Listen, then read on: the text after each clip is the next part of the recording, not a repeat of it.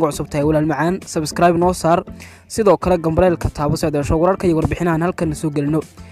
barnaamijkeena caawa waxaan daha kaga rogaynaa qisada fanaanada Khadra Cabdi Silimo oo lagu wado inay tagto wadanka Canada hawsha iyo processka loo wado ku soo dhawaada barnaamijka fanaanada caanka ee Soomaaliyeed Khadra Cabdi Silimo horena ugu tirsanaan jirtay kooxda xidigaha geeska ee ka dhisan Somaliland ayaa waxay wararku sheegayaan inay u socoto wadanka Canada waana Khadra Cabdi Silimo oo loo ballan qaaday in la geyn doono wadanka Canada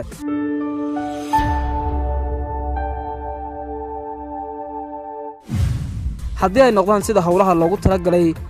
waana Khadra oo hadda wajahaysa sida ay u bilaabi lahayd processka ay u mar lahayd inay tagto wadanka Canada Khadra Cabdi Silimo ayaa waxa hore u qabay fanaanka caanka ah ee Mursal Muuse ee haddana ka tirsan kooxda xidigaha geeska kadib markii uu guursaday Mursal Muuse fanaanada caanka ah ee reer Mareykan ee Hodan Cabdiraxmaan Dheere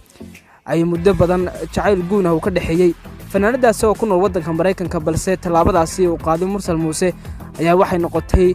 mid uu ku waayay xaaskiisii hore ee Khadra Cabdi Silimo oo haysay 4 hablood kadib foorjo ku xumeyn iyo dagaal afka ah oo la isla dhaafsaday dhinaca social media kadib ayaa qoyska ay ka dhalatay Khadra Cabdi Silimo waxay bilaabeen inay u hiiliyaan gabadhooda Khadra Cabdi Silimo waana qoyska Khadra oo sheegay inay gabadhooda Mursal inuu ka doortay baasaboorka Mareykanka ay haysato Hodan Cabdiraxmaan Dheere waxaana qoyska Khadra qaar ay ku nool yihiin wadanka Canada waa adkeysan waayeen foorjada iyo calaacalka ay ku jirto gabadhooda Khadra Cabdi Silimo oo ku nool gudaha Somaliland waxaana ay qoyskoodu qayb ka mid ah ay ku nool yihiin wadanka Canada waxay bilaabeen inay u soo bandhigaan inay timaado wadanka Canada si ay u hesho ninkeeda iyo carruurteeda Khadra oo go'aanka soo dhaweysay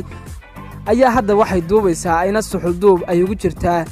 sida ay u heli lahayd mudnaanta ama kaarka loo yaqaano UNHCR ee mandayska